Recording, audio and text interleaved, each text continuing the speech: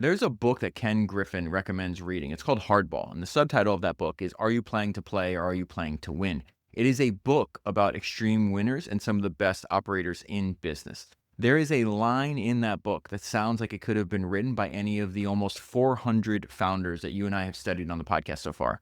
And the line says, if you have not examined your costs in detail, it is very likely that there exists, lurking somewhere in your cost structure, a major opportunity to improve your profits, weaken your competitors, and expand your influence. The first move is to drive down your costs faster than your competitors can and use that cost savings to upset their strategy. That sounds like the author was describing Dell, as you will hear me mention. In his autobiography, Michael Dell says that one of the ways he was able to outcompete his better funded competitor, Compaq, was with a structural cost advantage. Compaq's operating costs were 36% of their revenue compared to Dell's 18% of their revenue. 40 years later, Dell is thriving and Compaq no longer exists. There is something that history's greatest founders have in common. They know their business from A to Z and their costs down to the penny. Ramp makes doing this effortless. Ramp gives your business easy-to-use corporate cards for your entire team, automated expense reporting, and cost control, all on a single platform. Ramp's corporate cards are fully programmable. That means you can set limits so the spending of your team never gets out of hand. Most companies only find out about excessive spending after the fact. With Ramp, you can stop it before it happens. Matt Paulson, who listens to founders and is the founder of MarketBeat, recently switched to Ramp, and this is what he said about it. Ramp is the best. The amount of money that you will save from unwanted renewals and employees who think company credit card equals buy whatever you want will far exceed the best credit card rewards program. Matt is talking about the importance of cost control. There's a line in Andrew Carnegie's biography that says cost control became nearly an obsession. Ramp helps you make it an obsession. If Andrew Carnegie was alive today, he'd be running his business on Ramp. Make history's greatest entrepreneurs proud by going to ramp.com, and you will see why many of the world's top founders today are running their company on Ramp. Go to ramp.com to learn how they can help your business today. That is ramp.com. One other thing that you will hear me mention this episode is that all of history's greatest founders studied history's greatest founders. And one way to help you do this is by subscribing to Founders Notes. For 7 years, I've been adding all of my notes and highlights about history's greatest founders to a giant searchable database. There's over 20,000 notes in Founders Notes now. If you subscribe to Founders Notes, you get access to all of my notes, and you can search for them by keyword, or you can have the AI assistant that I built for Founders Notes, which I call Sage, read everything and summarize it for you. I use Sage almost every day. This is a tool that I built for myself that you can use too. The same exact version of Founders Notes that I use is the one that you use if you subscribe. Jensen Huang, the founder of NVIDIA, said that in the future, everyone will have a virtual assistant, almost like a brilliant intern with near perfect memory, capable of instantly recalling any piece of knowledge. Sage is that now, except Sage is hyper-focused on the collective knowledge of history's greatest founders. So if you have access to Sage, you now have access to all that collective knowledge on demand. I really believe you should be using it to supplement the decisions that you make in your work. You can do that by going to foundersnotes.com. That link is down below, and it's also available at founderspodcast.com. I put a lot of time and effort into making this episode. It took me about twice as long as a normal episode. I think this story is very important, and I hope you enjoy it. Carl Icahn was trying to take my company away from me. I was sitting at Carl Icahn's dining room table with Icahn and his wife eating Mrs. Icahn's meatloaf.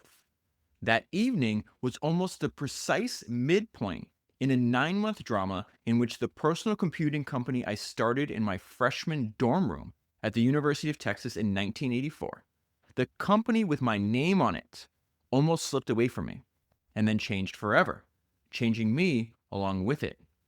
I'd like to tell you that story and a couple of other ones. Dell had enjoyed a pretty uninterrupted run of growth in revenue and profits and cash flow for almost 2 decades. But by 2005, Dell was beginning to hit serious headwinds. Personal computers and laptops, which accounted for roughly 60% of our sales, were no longer the rich profit center they used to be. We needed to build new capabilities. We needed to invest in new areas, and we needed to move fast. In 2007, we embarked upon a major merger and acquisition initiative, starting with the purchase of the data storage company Equalogic for $1.4 billion. We then bought Perot Systems for $3.9 billion. And in 2010, we really went on a roll. acquiring storage, system management, cloud, and software companies. But by 2012, all was not well at Dell. We tried to enter the smartphone and tablet markets without success. Our PC sales had fallen by double digits. Our market capitalization had fallen below $20 billion. The conventional wisdom shouted through the media was that the PC was doomed, and therefore Dell was doomed too. Remember that part for later? In 2013, the conventional wisdom was that Dell was a dead company. I was trying to reassure everyone, we're not really a PC company anymore. In the last 5 years, we made a concerted shift in our business towards end-to-end IT solutions, a complete set of capabilities for customers, from their data centers to their client systems to security, software systems management, storage, servers, and networking. Also, remember that part for later, Jensen Huang beautifully describes the transformation that Dell pulled off. So he says, I'll freely admit that some part of me smarted at seeing our share price sink so low. The company had my name on it.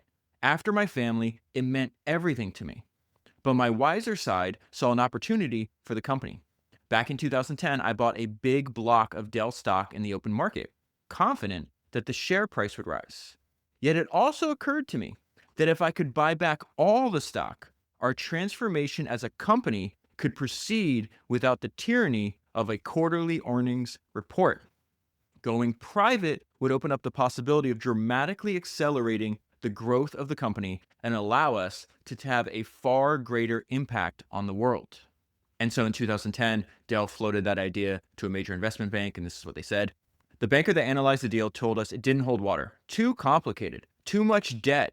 Not gonna happen, he said. Forget about it. That is really funny to me because this take private of Dell winds up being the most successful private equity deal of all time.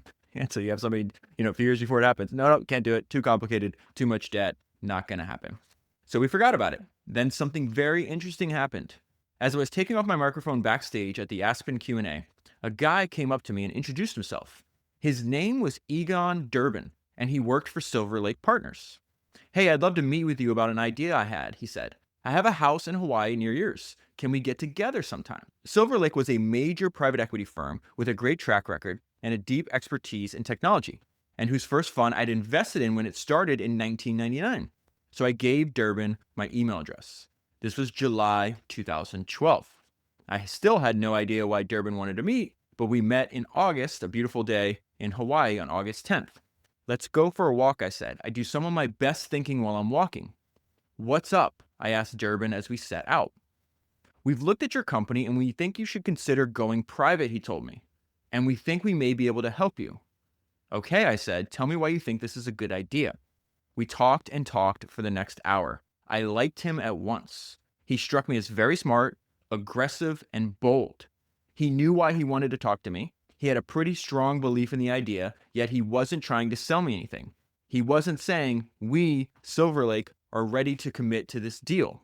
We do feel Dell is significantly undervalued. He continued, Dell has a lot of cash on its balance sheet.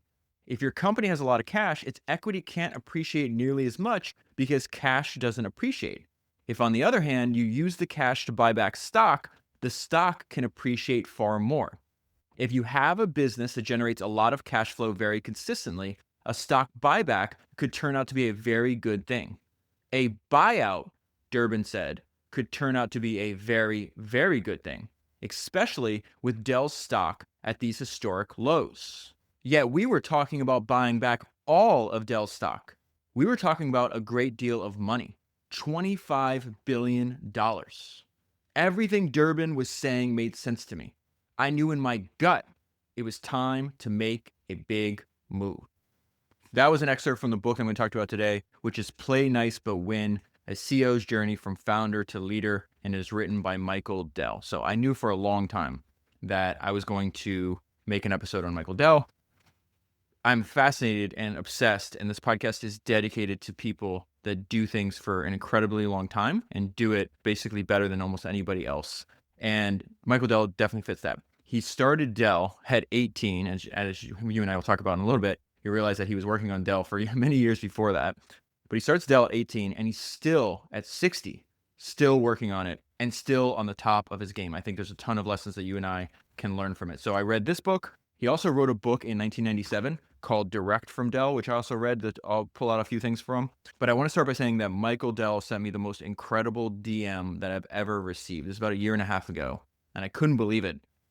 He says, your podcasts are A plus, and he put a little trophy emoji. I had to double check. I was like, this has to be a fake account. This can't be the actual real Michael Dell.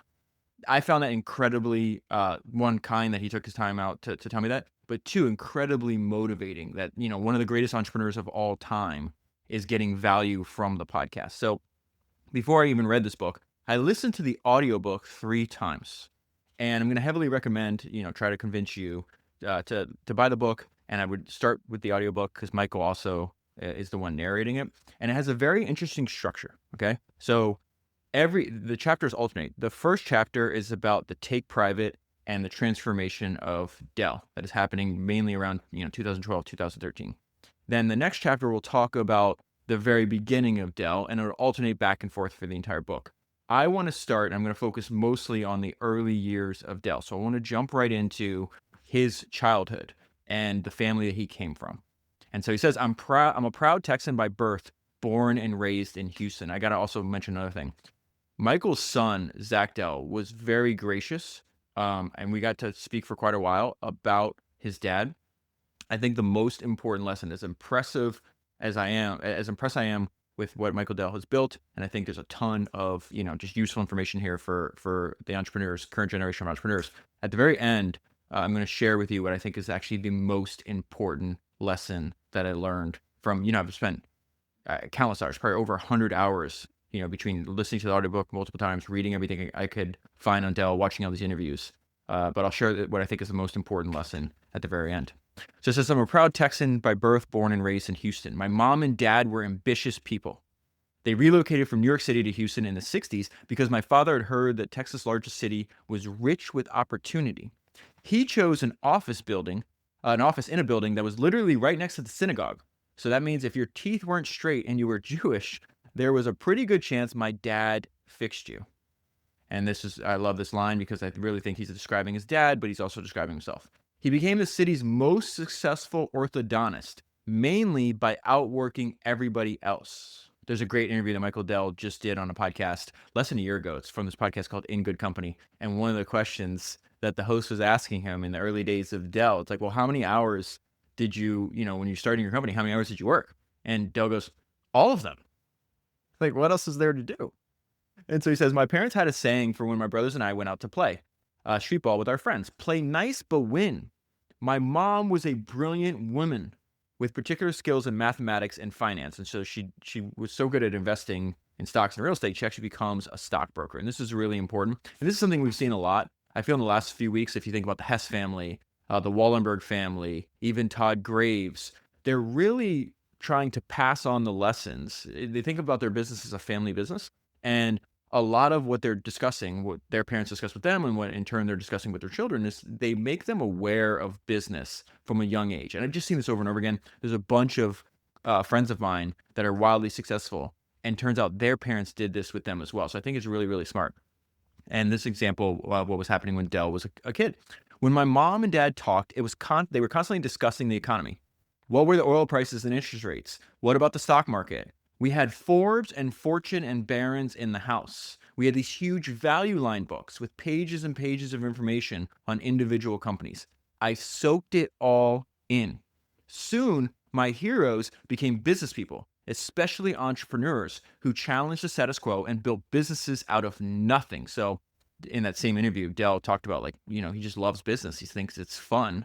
It's because it's an interesting puzzle to solve. This is very similar to what Ken Griffin said on I think it was the last episode, or maybe the episode before that, where, Ken was like, I don't even know if I thought of being an entrepreneur. I just thought I like to solve problems. And this seems like the area which I can solve the most fascinating problems. In the interview that I referenced, the In Good Company episode, Michael Dell says something, because he was asked about this, most kids, grow up, they're idolizing, baseball players or football players. And you're obsessed with these business people, with these entrepreneurs. And he says, this is what Michael Dell said: there's a history of other entrepreneurs that you can look to, that I look to, and say, well, they did it, so maybe I can do it. And the maxim I have for this that is obvious in all these biographies is that all of history's greatest entrepreneurs studied history's greatest entrepreneurs. So he says, I learned about, so then he becomes obsessed with computers. And so he's reading, he's obsessed with the business side of it. He's learning that from his parents. He's reading Forbes and Fortune and reading about all these incredible entrepreneurs. But then he starts to be obsessed with computers and magazines. The influence of magazines is pretty pronounced in the book. I think maybe we lost that. Maybe podcast might be today what magazines used to be. I learned about Byte, this magazine all about microcomputers and microprocessors. I got a subscription and read every issue cover to cover. Then I read it again. 1 month, there was a piece by the co-founder of Apple, Steve Wozniak, and he's talking about the Apple II, and this is how Wozniak described that. To me, a personal computer should be small, reliable, convenient to use, and inexpensive. He had my full attention. I had to have one. And the beautiful part about that was I could pay for it out of my own savings. He's 13 years old, okay? So he discovered early that I like to make money. I thought it was fun. So he had a series of jobs. He works at a Chinese restaurant. He was a dishwasher, a water boy. He went to doing the same jobs at a Mexican restaurant. And he starts all these businesses, from a very young age. I thought this was very fascinating because there's this maxim that I believe in, that true interest is revealed early. And you start to see him start businesses, and he's using he'll use a lot of these same ideas, 5 or 6 years into the future when he goes all in on Dell. But he would collect stamps. He goes, well, I don't want to just collect something, I want to sell them. So he winds up not only having his stamp collection, but all of his friends. And he buys an ad in another magazine that's dedicated to stamp collecting, right? And he calls it Dell's Stamps. And he goes, I sold a bunch of stamps and I made pretty good money. So I was sitting on some funds. For my 14th birthday, I was allowed to take almost $1,300 of my hard-earned savings out of the bank and order an Apple II. And then we're going to see, again, true interest is revealed early. So he goes, picks up the Apple II, unbelievably excited, immediately takes the computer out of the box. This is beautiful. And then immediately takes it apart to see how it worked. And I love this line here. He goes, my parents were horrified. So he becomes obsessed because he wants to see. He starts taking these apart. He's going to do the same thing with the IBM. And then taking apart leads to, in my opinion, the genesis of the idea for Dell. And this is like the slow evolution. So he says, I soon began tutoring kids in the neighborhood on how to get the most out of their Apple IIs. This became a lucrative sideline. Yet another business that a young Michael Dell starts. I said Steve Jobs because on the very next page, he's obsessed with the Apple II. He's about 10 years younger than Steve, okay? And he's part of all these like user groups, these like dedicated user groups to Apple. He's going to do this for IBM as well. And so Steve Jobs is 25 years old the first time Michael Dell meets him. Because I read that Steve Jobs was coming to Houston to speak to our user group. It was 1980. Jobs fascinated me, not just as a computer pioneer, but as an entrepreneur. I'd read about him in the business magazines with intense admiration. Jobs had started with little, but an idea and an intense drive to bring that idea to fruition. That is so, that line hits me right in the heart. Think about that. He starts with little, but an idea and an intense drive to bring that idea to fruition. He's describing Steve Jobs, but he's also describing himself. Jobs was just 25. Jobs in person was even more compelling than he was in print. When he entered the room at our meeting, it was as though the waters parted. He spoke with passion about how the personal computer, his personal computer, was revolutionizing the world. He spoke in soaring metaphors. With his personal computers, people would have the capacity to accomplish the unimaginable. And soaring metaphors, charisma, passion is infectious. There's, without a doubt, how many episodes I've done with Steve Jobs? I don't know, 10, 15. I'll probably do another 10, 15, 20, 100 by the time I'm done. Hopefully I'm, working on this podcast when I'm 80. Without a doubt, he believed in what he was saying. So that is 1980. Usually I don't throw out years, right? This isn't a history class, but I think it's really important. So that's 1980. 1981, IBM introduced its PC, okay? That's going to change Michael Dell's life. It is also remarkable. There's I'm obsessed with Game of Thrones, right? I've watched it, read all the books, watched it through, I don't know, probably 6 times. I literally watch it and take notes on the show. And I have like this list of lines from the show that I want to remember because I actually think you can learn about humans from there. There's a line that's really important. It says, those on the margins often come to control the center. That is a description of Michael Dell. I was shocked. I went back and read about IBM in the 1980s at this time it's going on. It's the most valuable company in the world. And this kid in Texas with an intense drive and $1,000 is going to take it on and beat it. It's incredible. All right. So 1980, Apple II, everybody's obsessed with it. IBM, biggest company in the world, says, okay, 1981, we're gonna release the PC, and this is gonna change Michael Dell's life forever. It says in the 1980s, IBM was by far the most successful and valuable company in the United States. I'll give you more information on this later. IBM's entry into the personal computer market would effectively sweep away the competition, and they would have the field to itself. This is what Wired magazine said at the time. Okay. And this is really just remarkable because the media and people around you, they always say the same thing about big companies. People have a hard time, just like companies make this mistake of having a hard time envisioning a future different from the one in which they succeeded in. People are the same thing, where it's like, oh, okay, biggest company in the world, most successful company in the world. They're going to release a PC. They're going to be the only game in town. They're just going to beat everybody, okay?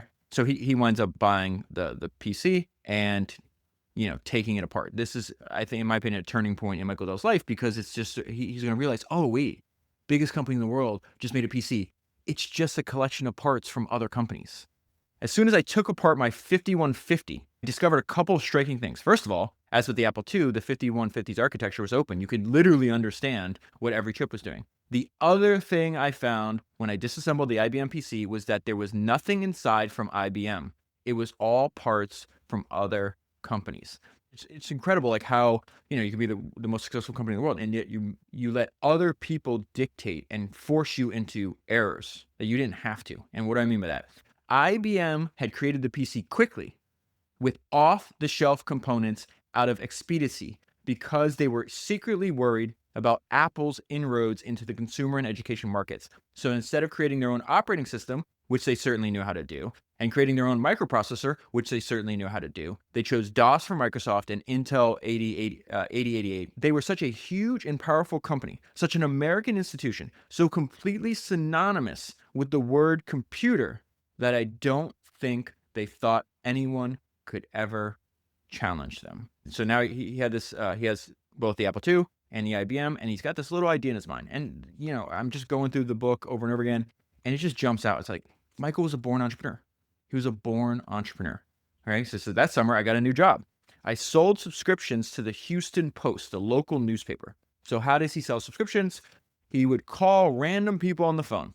Now, I think he's like 14, 15 years old when he's doing this, and try to talk to them into getting the paper. Being naturally ambitious, that is an understatement. In fact, one of the pieces of advice that he gives is make no small plans. So if you could see the book that I'm holding in my hand, there's constant in the margin. I'm constantly writing that over and over again. Make no small plans. He's just naturally ambitious, naturally competitive, naturally bold. I wanted to sell as many subscriptions as possible, and I observed 3 things. If you sounded like the people you were trying to sell subscriptions to, they were much more likely to buy from you. Okay, so essentially what he's doing in his little 14 or 15-year-old, as a young man, he's trying to say, how can I find an edge? Yeah, everybody else is selling subscriptions. They're probably all doing the same thing. I'm just cold calling a bunch of people. Maybe 1 out of 50, 1 out of 100 buys. This kind of sucks. How can I find an edge? The second thing I noticed, that people who were moving into a new residence were more likely to subscribe to the paper. And the third thing I observed was that people who were getting married were much more likely to buy a subscription. And what he does next this is what I mean. He's just a born entrepreneur. This is just obvious. He's like, oh, I have a plan that's going to pop into my head. He goes down, he realizes like all of that information is public information in the state of Texas. So if I go down, because I'm a Texas citizen, I can go down and I can go down to the county courthouse and I can pull all the marriage license applications. And that's exactly what he does. In one stroke, I had gone from hit or miss of cold calling to discovering a gold mine of people who were far more likely than not to subscribe to the paper. At first, I had to sit and then, again, relentlessly resourceful. And, a recurring theme in the history of entrepreneurship, invest in technology. The savings compound can give you an advantage over your slower moving competitors, and sometimes it can be the difference between a profit and a loss. That idea comes from, there's a very old idea. It comes from Andrew Carnegie's autobiography, 150, 200 years ago. And we see Michael does the same thing here.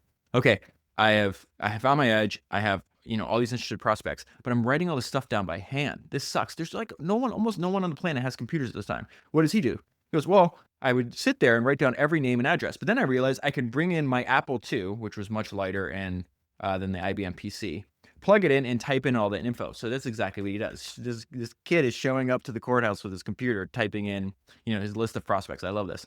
And then it hit me that there were 16 counties surrounding Houston, and they all had courthouses, and every courthouse had records of marriage applications. Jackpot times 16. Then what does he do? Born entrepreneur. Then I hire my high school buddies to travel to all those courthouses and get all that info. And then he realizes, okay, so I have all these consumers, right? This is like I'm selling individual subscriptions. And you'll see the reason I'm talking about this because he uses all these ideas at the beginning of Dell too. Like start out selling directly to like just one individual, one rich architect or one rich, dentist in Houston. And then he moves to the enterprise. And so the enterprise version of this, he goes, hey, I'm going to go. And because there's a building boom in Houston, they're building all these huge condos and apartment complexes. I would go to these places and say, hey, I'm from the Houston Post, and we've got this great offer where all your new residents can get the paper free for 2 weeks. Just fill out this little form. So now I went from selling one at a time, right, to maybe grabbing 200, 300 at a time. Because of all the young married people and all the new apartment dwellers, I made a little over $18,000 that summer. Now, the funny thing is, in his high school class, they have to do a sample tax return, and he does it for real. And his teacher is just like, no, you obviously got this wrong. Like you didn't make 18. If you made that much money, Michael, you would have made more money than me. And he's like, well, that is exactly how much. So he's making more money in high school than his teacher. Now, here's a clue. There's always a sign about what you really should be doing, right? What did Jeff Bezos say? We don't choose our passions choose us. He would sit in his high school classes. He's going to do the same thing for the 1 year or half a year. He goes to college. And he goes, I would come in, go to the back of the room, sit down, and read computer magazines. That's a sign that you found what you should be working on. So he says, the moment that I opened up my new IBM PC and looked inside, I thought, how do I soup this thing up? Thanks to my steady intake of Byte and PC magazine, I had plenty of ideas to try. He'd put in extra hard drives, I'd put in extra memory. And then this new IBM user group I joined gave me even more ideas. Because the difference, he talks about the difference between the people that had Apples and the people that had the IBM PC. IBM PC leaned way heavier towards business. So that user group was like, well, how do we use this as like a productivity tool? How do we use this as a way to get better at jobs, to make more money? And so he says I was fascinated by how empowering a tool the PC was for business. He was 17. He says, then a miraculous thing happened. In June of 1982, the National Computer Conference came to Houston. Right, this huge multi-day, I think there's like thousands of people going to this computer conference. And this is hilarious. Again, a sign that he's on the right path. To me, this was like Disneyland. I saw so many beautiful things in all these booths, peripherals and terminals and systems and software. New horizons were opening up for me. And then this is really, the start of his computer business. Slowly and surely, it's going to turn into Dell.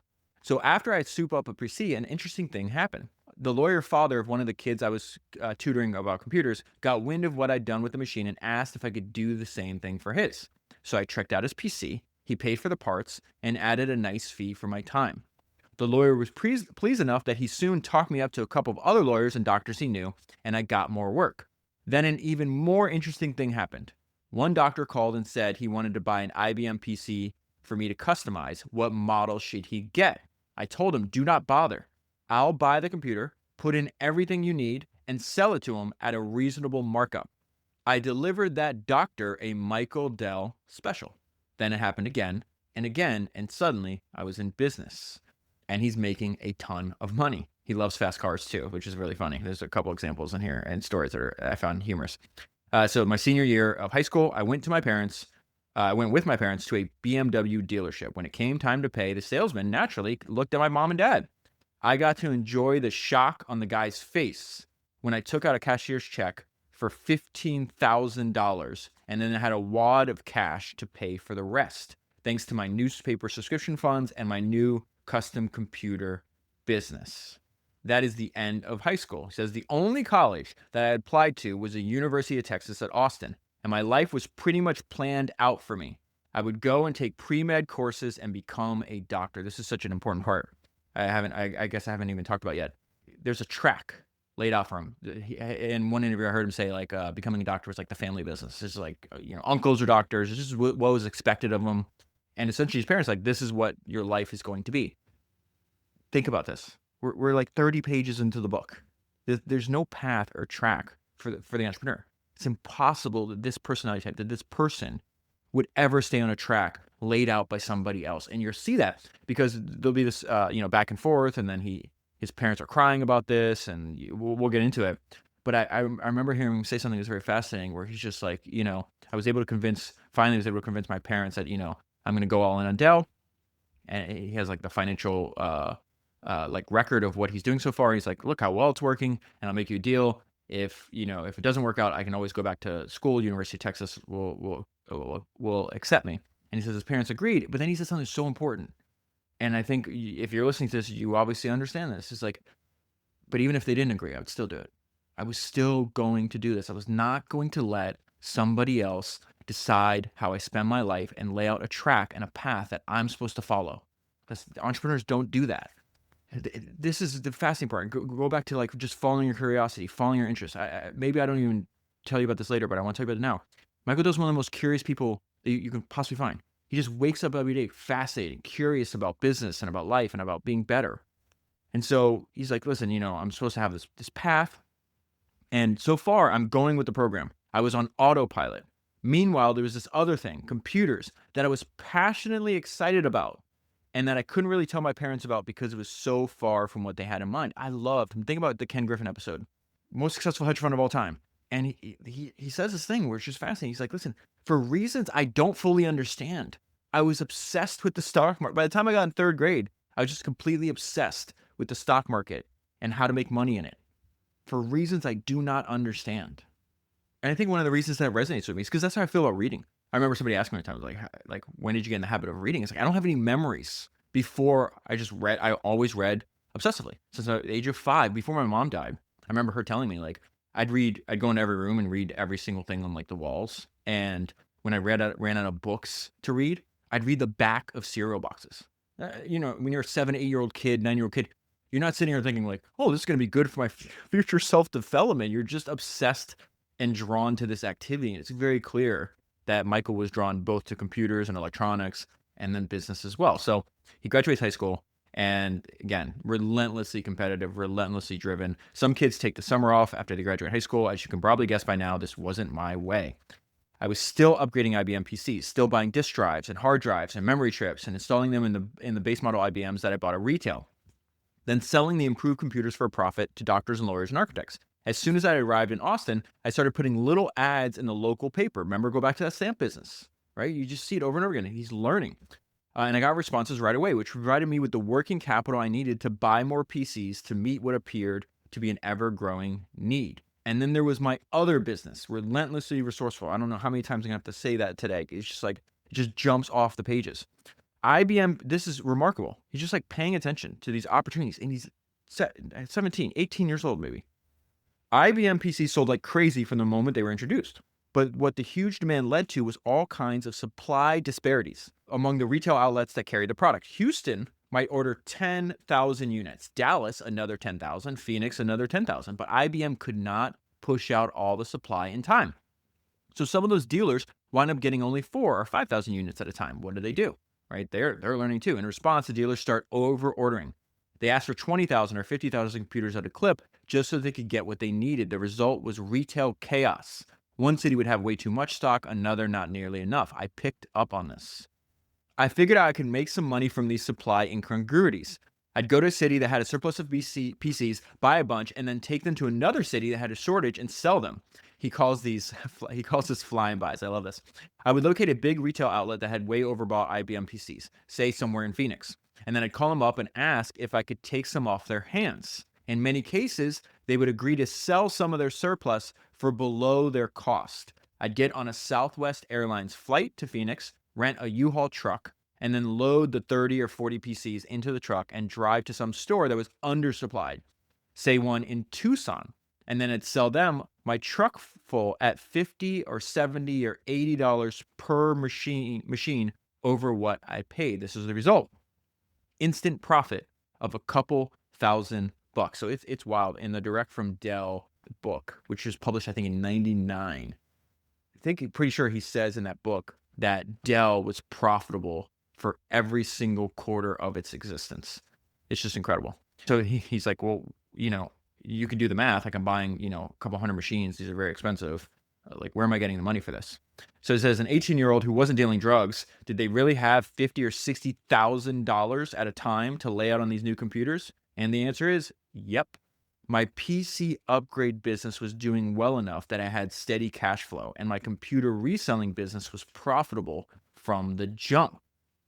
And then before I move on, I just want to share something with you that I think it may be a little unusual that popped to my mind when I was reading this section.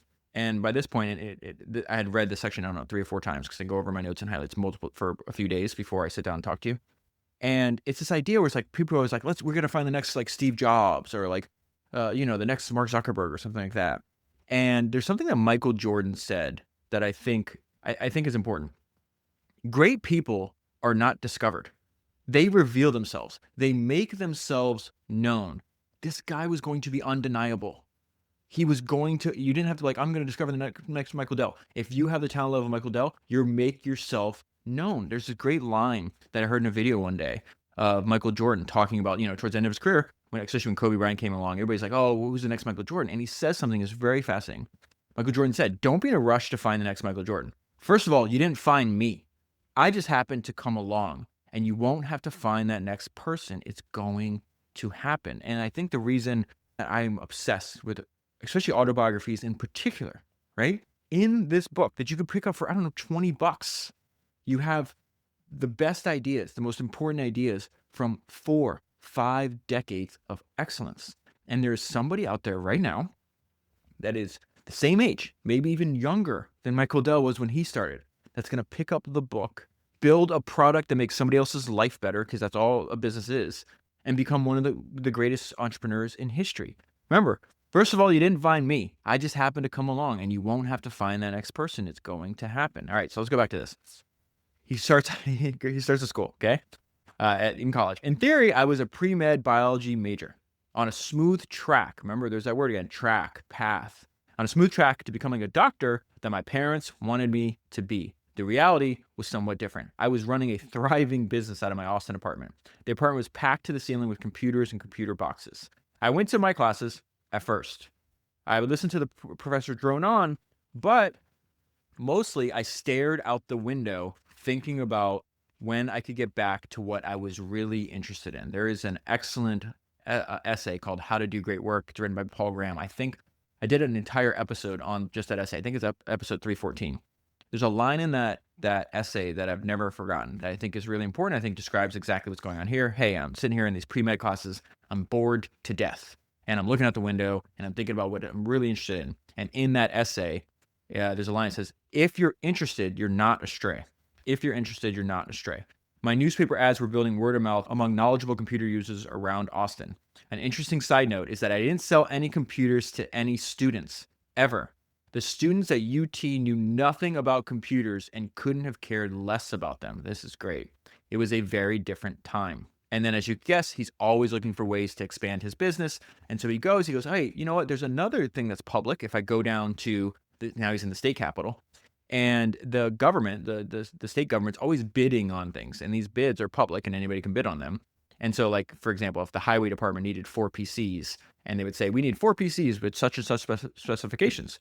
And so they would issue a request for bids, and the bids are public, so anyone could walk into the office and say, I'd like to see all the requests for the bids for equipment in the following categories. I started bidding on these and winning these contracts. Soon I was racking up revenues between $50,000 and $80,000 a month. I was spending almost every cent on new inventory. So then he moves into his dorm, and this is the dorm room in which Dell is going to be born. Adobe was a high-rise, 27 stories tall. By the luck of the draw, I was assigned to a room on the top floor, Adobe 2713. My roommate, now there's a lesson in here. My roommate, to my great fortune, was a member of the U.S. Olympic cycling team. That means he spent every day, all day training. He literally just used the room to sleep. Every evening, he'd return from his training sessions and drop into his bed exhausted. Every morning, he'd vanish before I was awake. He was the perfect roommate. So the lesson there, interesting. Olympic level athlete, trying to be the best at what he does, best in the world at what he does, and look at how he spends his time training, working, and then sleeping. And there's another thing that Michael Dell is going to have in common with Phil Knight, the founder of Nike. His parents find out about what he's actually doing. They want him to be a doctor. This is so, so important. I absolutely love this. My mom and dad were hearing more and more about what a terrifically successful business I was running. So they returned to Austin. They were both very upset. Michael, my father said, are you going to school here or are you running a business? A computer business. He made it sound kind of unsavory. So I want to pause there. I want to put this book down. There's a line from Phil Knight's excellent autobiography, Shoe Dog, which I covered, I don't know, several years ago. It's probably like episode 180, 181, something like that. Almost exactly, word for word. So I'm going to read from Shoe Dog. This is a conversation he's having with his dad. Phil's having with his dad. He hadn't sent me to Oregon and Stanford to become a door-to-door shoe salesman, he said. Jackassing around. That's what he called it. Buck, which was Phil Knight's nickname. Buck, he said, how long do you think you're going to keep jackassing around with these shoes? I shrugged. I don't know, Dad. And the note I left myself when I read that is listening to his dad's advice on what to do for a living would have cost Phil Knight $40 billion, which is what his net worth was at the time I was reading that book. We're going to see something very similar here. You're running a business, a computer business. He made it sound kind of unsavory. Later on, his father, unbelievably proud of Michael. I think he says he's the founder of the founder. Okay, so these things can change. If you're interested, you're not astray. I could see that my mom was about to cry. My dad shook his head. Michael, he said, you've got to get your priorities straight. You've got to get your head screwed on straight. This computer thing, it could be a nice hobby for you, but your life, Michael, your life. I was staring at the floor, ashamed and proud at the same time, obedient and rebellious. What do you want to do with your life, Michael? My father asked. I want to compete with IBM, I said. My dad wasn't amused. Go back to that line from Game of Thrones. Those on the margins often come to control the center. This is think about the confidence, the self-confidence, and self-belief that young Michael Dell had. The idea that I have a little business out of my dorm and I'm going to compete with the most valuable company in the world. It's incredible. I love it. You are here for one thing and one thing only, he said, and that is to get your education to put you on the right path. There's that word again. The right path in life. Path, track. These are not words for founders. I muttered something about not being so sure the path he was talking about was right for me. I looked at my mother. Her tears were flowing. I caved. Okay, no more computers. Only school. Only school. I promise. And he tried. He really tried. For the next 10 days, I went cold turkey. I literally didn't touch a computer. I went to my classes and tried my hardest to pay attention. Didn't work out. In fact, what those 10 days of intense longing really did for me was focus my mind intensely. I realized that the prospect of practicing medicine held absolutely no appeal for me. And that the prospect of building my working life on computers was absolutely thrilling. By the time the second semester began, I was back in business big time, upgrading, flying and buying, and reselling. And in addition to his initial success, he gets another sign that, he might be on the right path. He travels with his family, they go to England to visit his brother, and realizes, the same fervor for personal computing that we're seeing in the United States is happening in the UK. That's interesting. And another thing was these people actually, they're terrible. The stores are terrible. The salespeople are terrible, and yet the computers are flying off the shelf. So it says the other thing that impressed me was the profusion of computer stores, and just like in the US, the profound ignorance of the people who worked in them. Salespeople knew little to nothing about how these computers worked, nor did the stores offer much in the way of service and support. But everybody wanted computers, and the pounds and shillings were flying. He says, after we returned to Texas, I broke the news to my parents. It would take a few years for my relationship with my mom and dad to heal. Again, this is somebody that was going to follow his own path in life no matter what. I think obviously that's the right choice. I want to go back to the idea. It's this is kind of funny. The stores suck. The salespeople suck. Almost no differentiation in product line, and yet they just can't stay stocked. The money keeps flowing. Mark Andreessen had this blog. There's a blog archive. I think I did it back on episode 50. And he wrote something in there that I've thought about. And he talks about what are the factors for startup success? Is it the product? Is it the people? Is it the market? And Mark's point is he would pick market above almost anything. And there's a reason why. And he says, in a great market, a market with lots of real potential customers, the market pulls product out of the startup. This is exactly what's happening in the book, right? The market is pulling the product out of the startup. The market needs to be fulfilled, and the market will be fulfilled by the first viable product that comes along. I think that's what we're seeing where we are in the story. Now, tells his parents, hey, I'm doing this. Damages relationships, takes a few years to heal, okay? But in 1984, my little one-man operation formally became Dell Computer Corporation, doing business as PCs Limited. I left school forever. This is really important. So I'm going to spend some time here because this is something that's very obvious to me. And when I talk to other people, it's not obvious. They literally have this backwards. I always say belief comes before ability. People will tell you, oh, you want to have confidence, like produce evidence. No, that's absolutely wrong. You're 100% wrong. It's in this book and all these books over and over again. The self-belief comes before any evidence. It becomes before even the ability to do so. Here's another example of this. This is super, super important. I spent some time at a store called CompuAd. This is in Austin. And I met the owner, a guy named Bill Hayden. Hayden told me that thanks to Austin's tech boom, he was really making big bucks. I guess he thought he was just impressing some punk kid. But when I sized him up, I thought I could do everything he was doing and a lot more. Was I a little full of myself at 19? Sure I was. I think you have to be to do anything important. I'm pausing right here. I'm going to go to Nolan Bushnell, founder of Atari, mentor to Steve Jobs. He wrote a book about what it was like to mentor Steve Jobs, to know Steve Jobs. This is what he says. And he talks about, Steve's critique about being arrogant, about being, overly self-confident, whatever the case was. He says, this is Nolan Bushnell, everyone has creative potential, but only the arrogant are self-confident to press their ideas to others. Now, I think he's using the term arrogant there to be intentionally provocative. Only the self-confident, only those with an abundance of self-belief, like a Nolan Bushnell, like a Steve Jobs, like a 19-year-old Michael Dell. Only the self-confident, or only the people with full self-belief are self-confident enough to press their ideas onto others. Bill Walsh wrote this excellent book called The Score That Takes Care of Itself. I think I did it all the way back on episode 106 or something like that. I need to reread the book because it's really good. And he says this about this. Don't let anybody tell you that a big ego is a bad thing. Here's what a big ego really is: pride, self-confidence, self-esteem, self-assurance. Ego is a powerful and productive engine. Without a healthy ego, you've got a big problem. Now, obviously, you're smart. I don't have to explain this to you. Obviously, you could have an ego so big and so unrealistic, right, that it can damage. It can get you in a big trouble. That's not what Bill Walsh is talking about. That's not what Nolan Bushnell is talking about. That's not what Michael Dell is talking about. That's why I think that line, out a healthy ego, you've got a big problem. So belief comes before ability. Was I a little full of myself at 19? Sure I was. I think you have to be to do anything important. You have realized by now that I'm a pretty competitive person. That's an understatement. You know what? I'm going to pause there again. So I love this because, having listened to the audiobook 3 times, already read this book, already read Direct from Dell, already read all this stuff.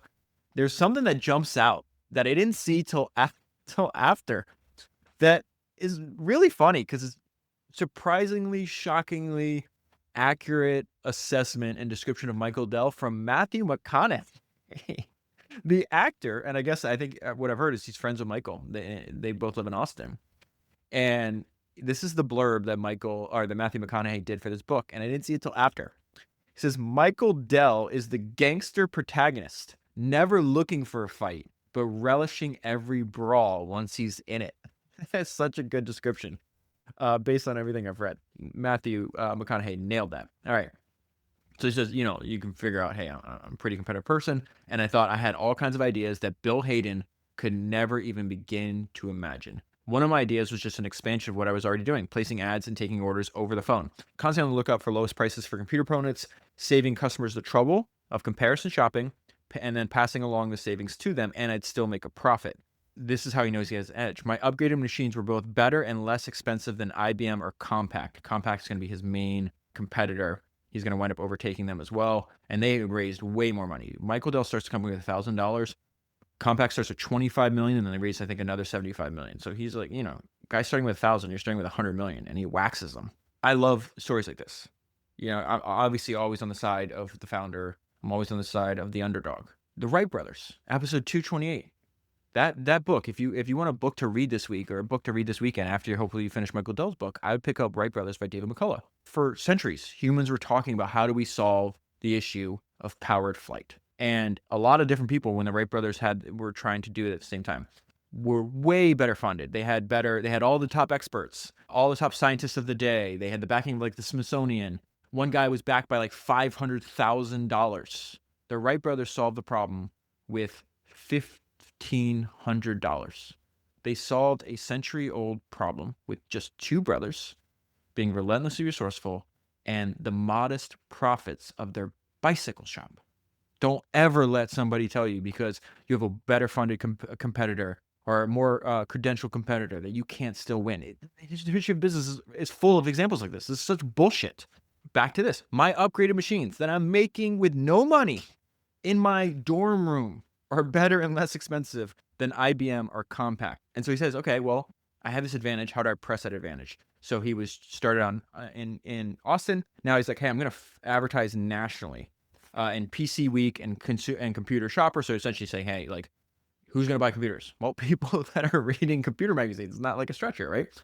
Customers could call in. They would tell us how much memory they wanted in their machine, what size hard drive, and how fast a processor. They'd give us a credit card number, and then we could put together a customized computer for them in an hour and ship it out the same day. This is one of the most important sentences in the entire book. It sounds simple, yet nobody else was doing it. So we start hiring technicians and salespeople right away. Again, it doesn't have to be perfect, just has to work, especially at the beginning. Or here's an example of that. Our order entry system consisted of 3 clotheslines hung between cubicles. The top line was orders that needed to be filled. The middle one was for orders waiting for parts to be delivered, and the bottom clothesline was for orders that we had no idea how to fill. Everyone in the company wore several hats. The office was busy and noisy from morning to night. It was fun. It was stressful. It was all-consuming. I was 19 years old. Now, what I want to focus on is the building of Dell, but I do want to just pull out when I find them in the book, just these other lessons I think Michael Dell has for us that happen while he's trying to has this fight with Carl Icahn, and he's going through this really big struggle to take the company private and to really transform it. You know, he successfully navigated. One of the things that's so fascinating about this is, and you know, why there absolutely had to be an episode of Michael Dell is like he's successfully navigated so many different technological revolutions from PC, the internet, mobile, cloud, and now AI. I can't think of anybody else that has done that is still active to this day. So he's fighting with Carl Icahn, and he says some things here that I think are really important. And there's a lesson, there's a punchline at the end of this. Activist investor was a euphemism for what Carl Icahn really was. Corporate raider was more to the point, and maybe troublemaking opportunist was closer still to the truth. Since the late 1970s, Icahn had shown great skill in gaining significant positions in companies in trouble or flux, and then either forcing them to buy back their stock at a premium or pushing the company leadership to make decisions that would boost the share price. He liked to present himself as a great defender of the common man, the ordinary shareholder. In fact, he was a great defender of Carl Icahn. He seemed to have little or no interest what a target corporation made or did. The game was everything to him. And so he's, to me, what Michael Dell is doing there is he's comparing and contrasting the difference between, you know, a troublemaking opportunist or corporator versus a founder. Somebody that started their company when they're 18, somebody put their name on the company.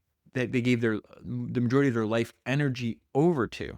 And I think the way to describe this is like the Todd Graves episode, the founder of Raising Cane's, I did a few weeks ago.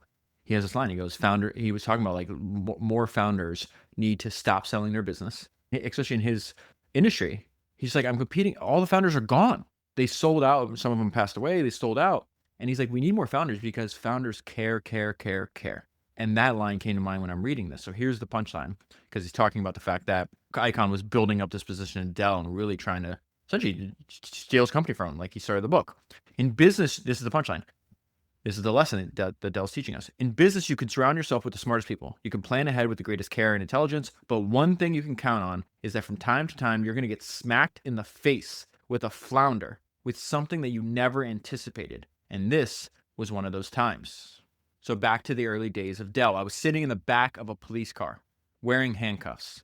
My crime, going 92 in a 55-mile-an-hour zone, plus a big enough pile of unpaid speeding tickets that a warrant had been issued for my arrest. The vehicle that had helped me earn all those tickets was a red Porsche 911. I had just turned 20. I was a young man in a hurry. Dell generated over $6 million in sales in our first 9 months of operation. That number would turn to $33 million at the end of our first full year. Thanks to national advertising and computer magazines, we were selling to doctors and lawyers and architects all around the country.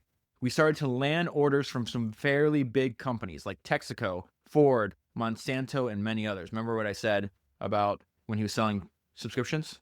Starts with individuals, consumer, and then goes to the enterprise version of that being the condo and apartment. You just saw he did the exact same thing here.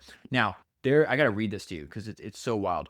Michael Dell put out one of the craziest tweets I've ever seen.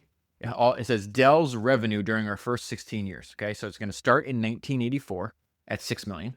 It's going to end in 1999 at $25 billion. I'm just going to read this to you, right, in order. First 16 years: 6 million, 33 million, 67 million, 159 million, 258 million, 388 million, 546 million, 890 million, 2 billion, 2.9 billion, 3.5 billion, 5.3 billion, 7.8 billion, 12.3 billion, 18.2 billion, 25 billion. The first 16 years of Dell.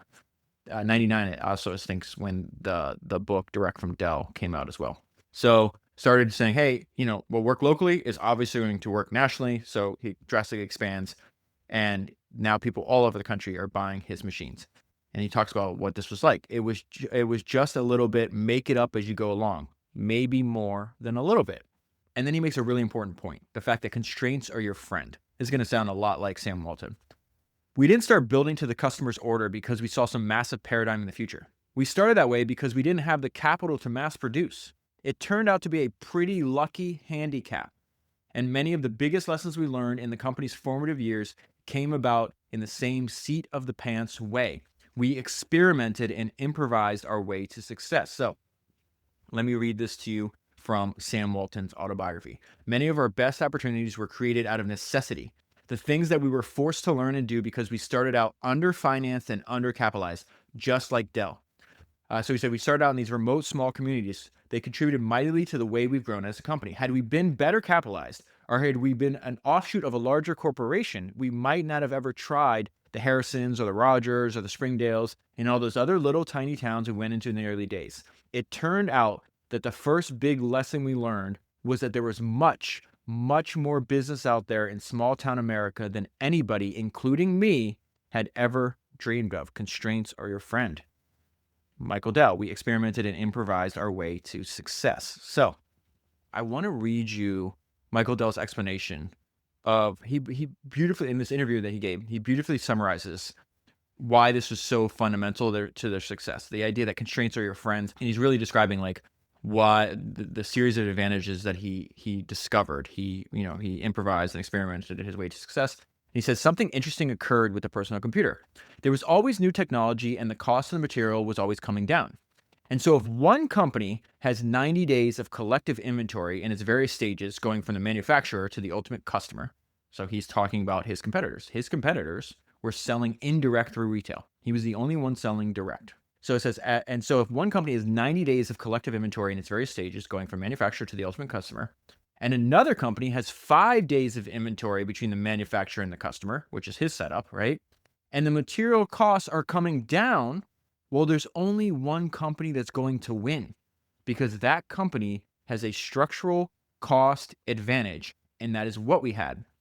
That also he's stacking one advantage on top of another. This business model also had a way better return on capital because we didn't have to have all the capital employed there in excess inventory, right? The way we came about this is because we didn't have any capital. So we had to invent something that was way more efficient. This direct to the customer model also gave us incredible fidelity in the signal of the demand. If somebody walks into a store, you would have had to have guessed what they were going to buy before they walked in. But if somebody calls us on the phone, we know exactly what they want because they're telling us. And that signal can go back to our supplier in a nanosecond. And so you get this very efficient supply chain that is also very efficient in its capital return. And what is even more remarkable is his competitors looked down upon him. Wait till you hear this. It says, IBM and Compaq failed to notice us. To them, we were just a mail order company. In fact, in this book, I'm going to pick up the book In the Company of Giants real quick. I'm going to read this interview, what he said about this in 97. And he talks about the fact that they have underestimated, he's talking about his competitors, they have underestimated the business model and continue to do so even to this day. A lot of people just totally misunderstood what we were doing. I remember Rod Canyon, the founder of Compaq, telling PC Magazine that he didn't compete with so-called garage shop operations. It's a wonderful quote. I love. There you go. You see a little competitive drive in Michael Dell. This quote that I'm reading is almost 30 years old. He's like, oh, it's a wonderful quote. I love that you call me a garage shop operation. He continues, this is such good advice. Being detached from the customer is the ultimate death. And a lot of these guys, they think their customer is the dealer, which is still amazing to me. So again, hey, your little garage shop, operation, we don't actually compete with you. We don't actually care.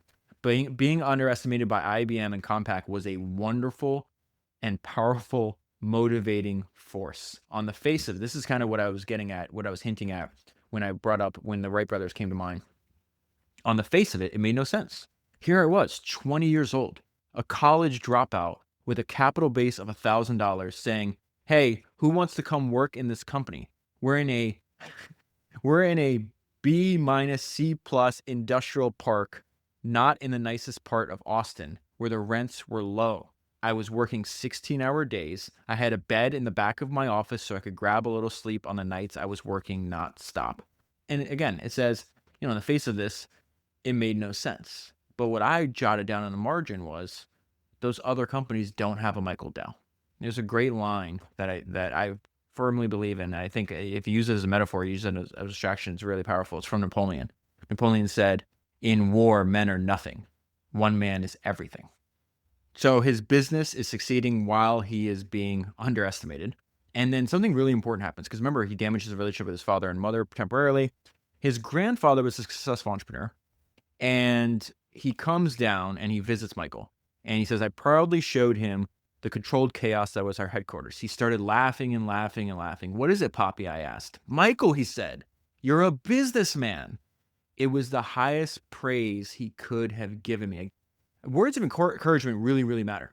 When I read this, I thought of a young Henry Ford. Okay, Henry Ford built the most successful American automobile company. People forget that his first two auto companies failed, and so a young Henry Ford idolized an older Thomas Edison. Before he knew Thomas Edison, at the time, Thomas Edison's probably the most famous person in America, right? Most famous inventor in the world. Young Henry Ford meets him, tells Thomas Edison about this idea.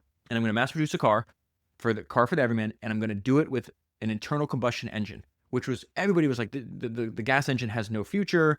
Everybody knows the cars are going to be electric or steam, so because most of the cars manufactured at the time were not manufactured, they were handmade at the time, were either steam powered or electric powered.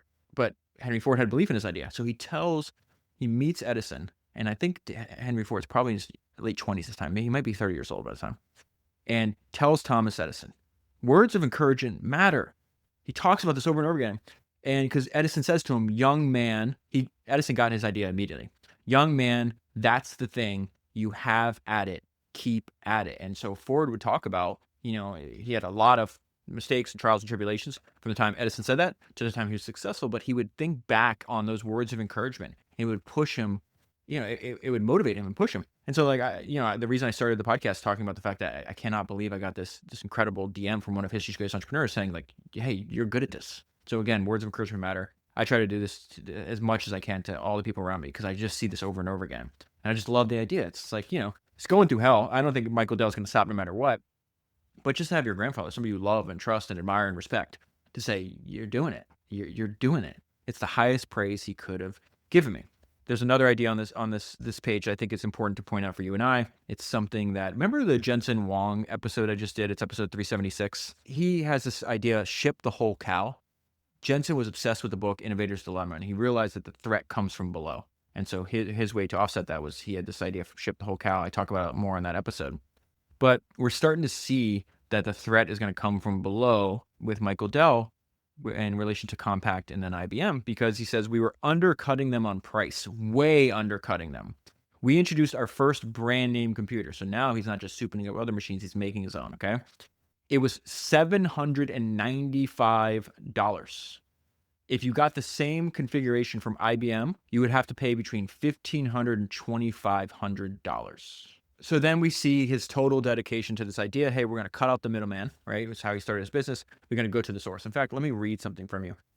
to you rather, indirect from Dell, which is, published 20 years before the book that I'm holding in my hand. He says, since an early age, I've been fascinated with the idea of eliminating unnecessary steps. So I guess it's not surprising that I started a company based on eliminating the middleman. He keeps pushing that advantage. He's just obsessed with the eliminating unnecessary steps from a very young age. So he says, to keep growing quickly, we needed to establish direct relationships with the suppliers of all of our principal components. I knew the supply chains for the parts we were ordering were full of markups that I could radically reduce if I went straight to the source. I wanted to go to the factories where these things were made, to Taiwan, Japan, Korea, and Hong Kong. So I got on a plane and flew out there. I was 20 years old, full of energy and curiosity. I was excited. My God, I was excited. There was a whole new world out there just waiting for me to discover it. This is, again, it's very obvious if you study. No one could start a business at 18, still work on it, 4 decades later, and, refusing to quit, refusing to stop. Like, what are you going to do? You retire? Entrepreneurship is the best game in the world. And so it's obvious from reading about him, but I loved my conversation that I had with Michael's son, Zach. And one of the main themes there that I think is super important and something that motivating to me is just like, he just has a love of the game. He just loves the game. He loves business. He loves talking about it. He loves computers. He loves working on difficult problems. It's the love of the game. And I think there's a line where Kobe Bryant studied all kinds of top performers and greats in, art and business and sports. And he's like, the one thing that we have in common is just like love. And it's a pure love. It's not a love for the awards, for the money, for the adulation. It's a love of the act of itself, the activity of itself. And you see that. It's just like, I was excited. My God, I was excited. And so when I got to this section, it's one of my favorite sentences in the entire book. My God, I was excited. Made me think of Phil Knight again. Phil Knight is, I think, in his 80s by now, maybe late 80s. And when he writes that autobiography, at the very end, he talks about this. And he says, my secret regret is that I can't do it all over again. God, how I wish I could relive the whole thing. It's such a powerful moment in the book. There's something he also says that the advice for future generations of entrepreneurs that Phil Knight gave, and I've heard a couple other people give, is it's like, we're in this right now. You and I are in this right now. Write down the experiences you're having. Write down what you're thinking. Take pictures. Phil Knight's like, the one thing I wish, he's like, we had so many conversations about the company we were building, and he says something like, they disappeared in time. They just like disappeared. Like they were ephemeral. And he's like, God, how I wish I kept a journal, or I wrote more of this down. I documented more of it, because we're in this right now, and we're gonna feel exact. I could just imagine Michael sitting there writing that line. My God, I was excited. Just the way Phil Knight saying, my secret regret is that I can't do it all over again. God, how I wish I could relive the whole thing. That's a life well spent. That's not regret. The regret is, I wish I could do it again. Where so many people, I think the vast majority of humans that have ever lived, get to the end of their lives with the opposite feeling.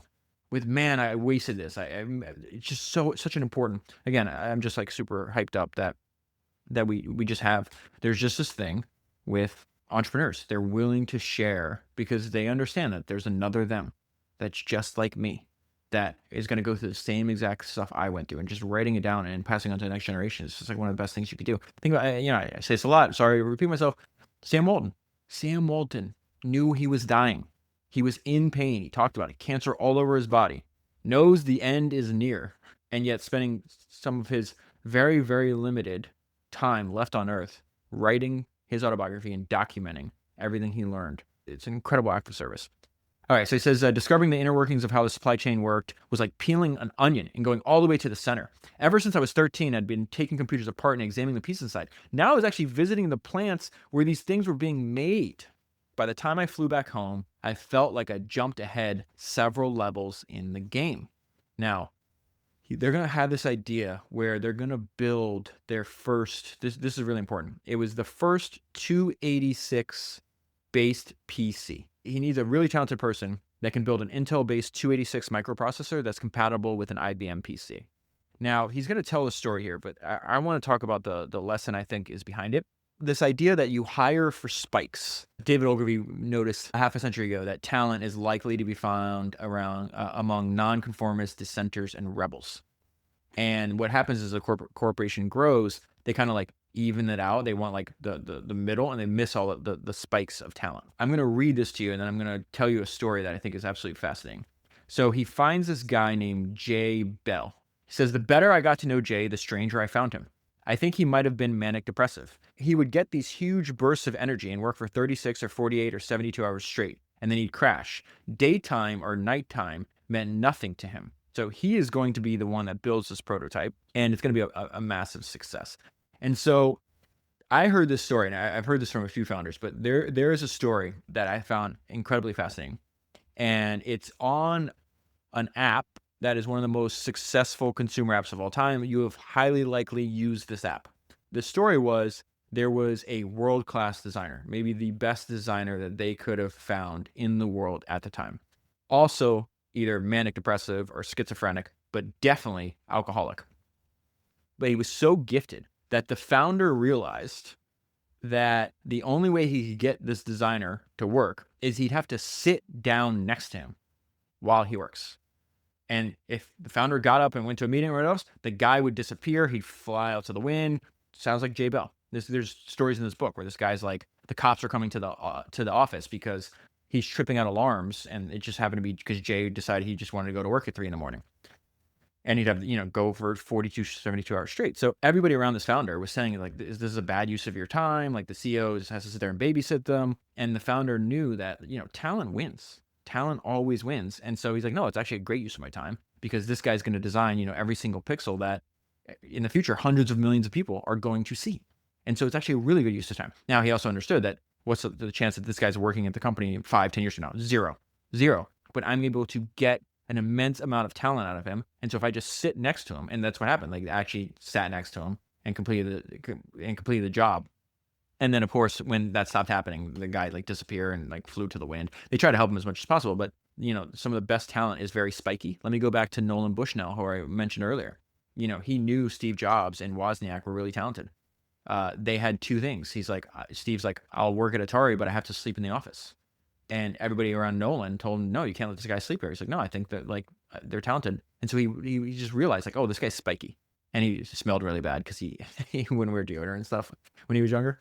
I'm going to make an exception, and I let the two Steves sleep at the office. So again, this wound up working out really well because the thing that Jay Bell created says the circuit board became the basis of the 286 computer that we introduced in March 1986, which was an instant hit. So again, I think of big corporations like Jay, you're kind of crazy. What's going on? Startups, founders are like, no, this guy's talented. Like, we're going to, make exceptions here. We're just going to deal with. We have to take the good with the bad. Steve has this great line again. Steve Jobs has this great line where he's like, people are package deals. You have to take the good with the bad. You can't isolate them. And so he says, as crazy as it seems, our hot little company was also in big trouble. Though our sales were booming, our finances weren't. Almost all the revenue that came in went right into payroll and parts. Our bank credit was stretched very thin. In reality, far thinner than I knew. This is how Michael Dell and Dell solved this problem. I owned 100% of the stock of the company. There were no other founders. There was no venture capitalists or no other board of directors. I needed somebody with the kind of experience running a company that I didn't have. So he meets this guy. He's a very successful businessman. Sometimes he's described as an entrepreneur. Sometimes he's described as a venture capitalist. His name is Lee Walker. He is 45, I think, at this time that Michael is 21. So he's going to recruit Lee Walker to be president. This is very important. It's a turning point for the entire company. So at the time Michael meets Lee, Lee was trying to take it easy. He's like, had a very stressful, high-strung career, very successful. They went to a meeting. They have dinner with a few other people. And then a day or two later, Michael just shows up, pops up at his house, decides to have a conversation with him, and then says, hey, would you like to be president of my company? And this is one of the reasons why. Lee was the first person I'd ever encountered who could understand the business, really understand it. He got it. He instantly grasped our supply chain advantages and disadvantages. He grasped our entire business model. So I was very curious. I was like, whatever happened to Lee? And so I found this interview with him. Lee is now, in this interview, is 83 years old, okay? And I'm just going to pull out a few highlights from this interview. He goes, he's asked a question, did you think that Dell, the company, would ever get to be 40 years old when you first talked to Michael? This is really important because on the Ken Griffin episode, if you remember, he's talking about that book, Hardball. That are you playing to play or are you playing to win? And Ken's thing is like, no, you want to win by a landslide. You want to take what you're doing very seriously. And he was talking about one of the entrepreneurs, Ken was talking about one of the entrepreneurs he admired was Michael Dell. He said, Michael was manufacturing computers in America and he won. You know how hard that is? And so now we have Lee Walker, first president of Dell, and he's asked, now he's 45 when he starts. I think he leaves the company at 49. So this is, 30 years later. Did you think that Dell, the company, would get to be 40 years old when you first talked to Michael? He goes, one doesn't think in those terms. It's not that I didn't think it wouldn't. The perishability, he's again speaking to how difficult it is what Michael achieved. The perishability of companies is so extreme that if you would bet on any company being around 40 years, especially one in as difficult and competitive an area as the PC, that would have been a very foolish bet. What Michael has accomplished is amazing, just absolutely amazing. And so Michael talks in the book. I asked Lee to come on, and he said no. And so on the follow-up in this interview, he's like, well, what made you change your mind? And he says, Michael was 21 at the time. I was 44. Michael was the son I never had. So I think there was a paternal instincts that came out. I think that's part of it. I think part of it is also, it was a damn fine puzzle. It looked like, to many of us, the emergence of the automobile industry. This is very fascinating because, I've done like a 13-part series on all the automobile founders. And what you learn about the American automobile industry is that I think there was 2,000 car startups and 3 survived. So I didn't even draw that analogy like Lee did. And I think it's pretty apt. There'd be hundreds of companies in the beginning and just maybe several that would emerge. It was just an interesting puzzle as far as who might emerge out of the pack and what it takes. He says, I just love puzzles. And this was a particularly difficult puzzle because Michael had $1,000 in capital. There were no resources. It had to be through ingenuity and hard work. We were up against IBM and Compaq. The competition was immense in size. They were sophisticated and they had tremendous resources. We had 2 board of directors, Michael and me. And so one other thing I just want to pull out of this, the most important idea at the beginning of the company was the idea that was born out of necessity. So he says, the one idea we had, and it was born out of necessity, constraints breed imagination. Since we were constrained by finance, we would start building a customer's computer after the order.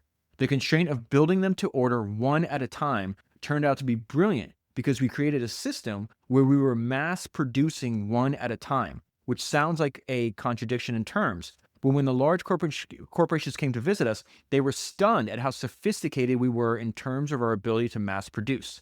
Not just generically. Each computer had an identity. It had a destination. It had a customer. I think in the spirit of your question, the direct thing was key. So back to this book. Lee Walker changed his mind, and to this day, I don't fully understand why. In his shy and modest way, he'll mumble something about having once been in the same spot himself. Because I started with a company with only $1,000 of invested capital, as contrasted with the almost $100 million that Compaq, our rival, had raised from their investors, I had to figure out how to stretch the limited capital we had to the max, and I got pretty good at it. So what he's talking about, and this has been studied in business schools over and over again, is the fact that Dell had a negative cash conversion cycle. Dell receives payment from their customers before they have to pay suppliers. Now, here's the problem. When you start selling to enterprises and to governments and to large organizations, you have to extend credit. Dell didn't have any money in their bank account. I forgot. I can't remember the number, but I think they were doing like, I don't know, 60 million a year in sales or some crazy number like that. And they had like 200 grand in their bank account at one time. It was a wild, like jaw dropping number. So he says credit card sales, paying suppliers on terms, stripping parts inventory to the bone. All these things kept our cash conversion cycle far lower than most other companies. This was very good. On the other hand, our fastest growth was selling to companies, government agencies, and education and medical institutions, entities that were not going to pay us with credit cards. We needed to extend the terms, which meant we needed more credit, a lot of it. His bank at the time would only finance about 6 days of sales. You can't survive on that. Money was sorely needed, and Lee Walker knew how to get it. From the day he walked in the door, we shifted into a brand new gear. Again, this is why the reoccurring theme, when you read these biographies, they keep talking about, hey, you really need to work with the best people you can, that you can never, ever forget the dynamic range of people. Lee becomes the president. He says he worked quickly to establish his value, bringing his expertise and his business connections to bear. Lee had recently helped usher a failed computer company through Chapter 11, making sure that the company's financial backer, Texas Commerce Bank, got back every penny. The president of TCB and a friend of Lee's was so grateful, he happily extended a new line of credit to Dell. Lee Walker could go to people like Frank Phillips at Texas Commerce Bank and say, look, Texaco, Exxon, Santo, all these companies, not to mention the US government, they all owe this company money. Give us a loan based on all these receivables. And the bankers would say, okay, Lee, we don't know about the kid, but we trust you. So eventually Michael and Lee figure out, hey, we need to take the company public. It's a natural progression, and it's going to be the only way to access the kind of capital we need. And he says when they were having these discussions, right about this time, investment banks start to call. So they eventually select Goldman to do their IPO. Goldman says we shouldn't go public just yet. They recommended a private placement, 20 to 30 shareholders among financial institutions, high net worth individuals, and various funds. Then came Black Monday, October 19th, 1987. The stock market lost 23% of its value in a single day. When Lee came into my office to give me the bad news, he was convinced our private placement had gone kaput. I was busy at one of my favorite pastimes, taking apart a competitor's computer to see how it stacked up against ours. That is why you win. There's a funny thing. That story reminded me of what Sam Walton was doing on Black Friday. This is the level of commitment and, just focus to my business that I would want. Sam Walton gets asked a question by a reporter on Black Friday, because at the time, I think he was worth, like $6 billion or something on paper. And his net worth, dropped by over $1 billion. And he was asked, how do you feel that you've lost over $1 billion today? And Sam goes, I hadn't heard of it.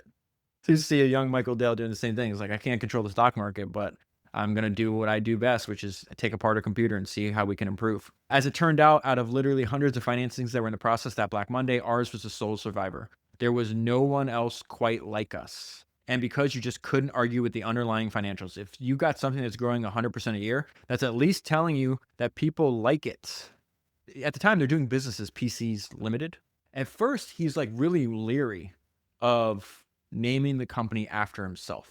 The way I think about it is some of the people I most admire, or some of the businesses and the business I most admire, they're named after the person. And I think there's something to that, like James Dyson, Bloomberg, Dell. It's almost like a way of burning the boats, right? You can't get another, I guess you could get a new last name, but you're not going to. So he's like, well, what if we went under, like so many other computer companies in the mid to late 80s? Then Dell could have this negative connotation. And so he says, I kept thinking about a tech entrepreneur named Adam Osborne, who in the early 80s had come up with a portable computer called the Osborne 1. The machine was very popular for a while until he announced the imminent release of an upgraded model.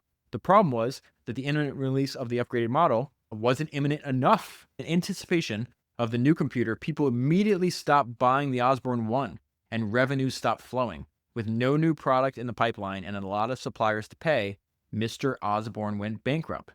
Business writers dubbed the fiasco the Osborne effect. That is not the way that you want to be remembered. So I have a funny Adam Osborne story that comes from this book that was written a long time ago. It's written by Michael Moritz on the history of the first 6 years of Apple. When the book ends, Steve is still at Apple the first time.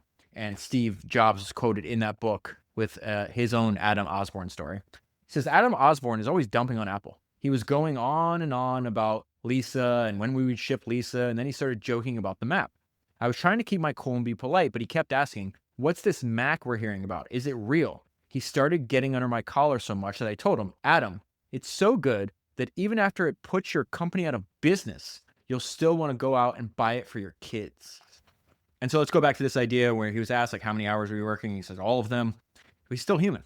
Still, everybody has a desire for relationships and, it can't just be all work all the time. I've been happily working 16 hours a day, eating in the office, sleeping at the office. My work was my life. I had an enormous desire to succeed, but I was human and I knew something was missing from my life.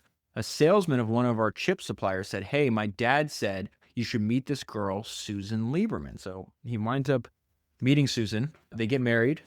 Susan plays a major part in his life, in his company. She's his biggest confidant. They're still married to this day. They have 4 kids that love both their parents and talk about the fact that they have such a great relationship and they built a model for a happy marriage for their kids. And Michael tells a story about their first date and he says 30 plus years later, we're still walking and talking. So Dell files to go public. They've been in business for 4 years, from founding to being public in 4 years. At the IPO, I think Michael owned around 73% of Dell when it went public in 1988. Now, got to the part about IBM that I referenced earlier. So a mistake that they do, I think it's part of human nature, part of, you see this reappearing in a bunch of large companies or established companies. They just couldn't imagine a future different from the world that they succeeded in. There's a guy named Glenn Henry, who was an IBM fellow It was a distinction of the highest order at one of America's most distinguished companies. Okay. Glenn Henry lives in Michael Dell's neighborhood and just read about his IPO. And he goes to Dell and says, "Hey, I want to work for you." And so he says, offering to jump ship and work for me was a big deal. He had been at IBM for over 20 years. As Glenn described it to me, IBM management looked down their noses at the PC. They thought the PC would make a great terminal to a mainframe, period. Glenn, on the other hand, saw the personal computer as a game changer. At the time, there were maybe a couple of million PCs in the world. He saw that number growing to billions, as did I. So there's a couple things that jump out here. So I was thinking about when this is happening, and I went and looked up market cap. So in 1987, IBM's market cap was $100 billion.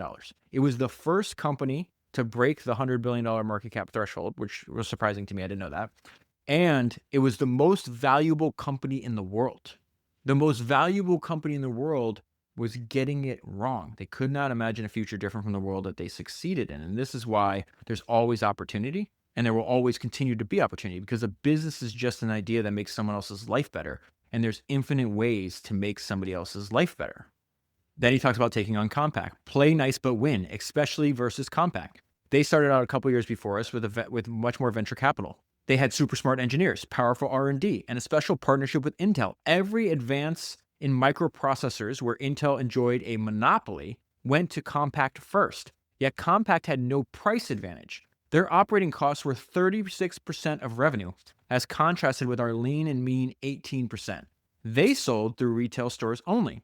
We knew we could beat them on price, and with our build-to-order model on flexibility, we were the cheeky outsiders with the killer business model. So they started running ads about this, and they reflect it as like a David versus Goliath theme.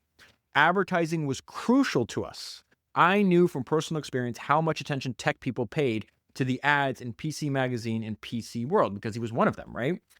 So then he says, hiring a world-class ad agency would be expensive, but Lee and I deemed the expense to be worth it. And it was. We more than doubled our advertising budget when we signed with Chiat Day, which is also the firm that Steve Jobs used for Apple. The results were very much worth it. We went from 69 million in 87 to 159 million in 88, and then 257 million in 1989. Competitive, lean, aggressive underdog that wants to win. That is where we are in the story of Dell. The next section. The founder is the guardian of the company's soul. It is an extension of who they are as a person. You know, it's a great line where it says, Apple was just Steve Jobs with 10,000 lives. I used to describe that as it's the importance of building a business that's authentic to you. Michael gave me a better way to describe this. You build a business that's natural to you. So it says in 1990, Inc. magazine named me its very first Entrepreneur of the Year. Lee Walker said some very nice things about me in the company piece. This is so important. What Michael Dell does, he said, is so natural to him and flows so spontaneously from him. He has so clear a vision of where he is headed that he can rise above the background noise and avoid the pitfalls that typically take entrepreneurs down. Lee was also being modest. He was responsible for getting us past any number of pitfalls. But as winter turned to spring, he told me it was time for him to go. Being president of Dell Computer had been a 5 to 9 job, he later wrote. Michael Dell gets energy from this. Look what he said. It's so natural to him. It flows so spontaneously from him. Where the same exact business broke Lee down. And so this is what he talked about it. It required hard personnel decisions, financial attention, trade-offs, strategic direction, country-by-country implementation, and endless domestic tactical operational issues. I had forgotten that I hadn't wanted to do this in the first place. I got caught up in the richness of a multi-dimensional puzzle, got swept up in the competitive fray of defeating IBM and Compaq. I forgot that once upon a time, great clumps of my hair fell out and my back ached terribly when I was starting my own business. Michael and I were such different personalities. He was one of those business people who thrived on the stress of international high-tech competition. I was not. That impossibly complicated arena gave him energy. It is natural to him. It had beaten me down to the point that I wasn't physically or emotionally strong enough to continue. And part of this has to do with the fact that it's not business for founders. It's always personal. And this little anecdote of another run-in with Carl Icahn, after Dell beats him, he says, Icahn really did call. Michael, it's a hard fight, but you won fair and square, he said, conveniently forgetting all the times he insulted my leadership.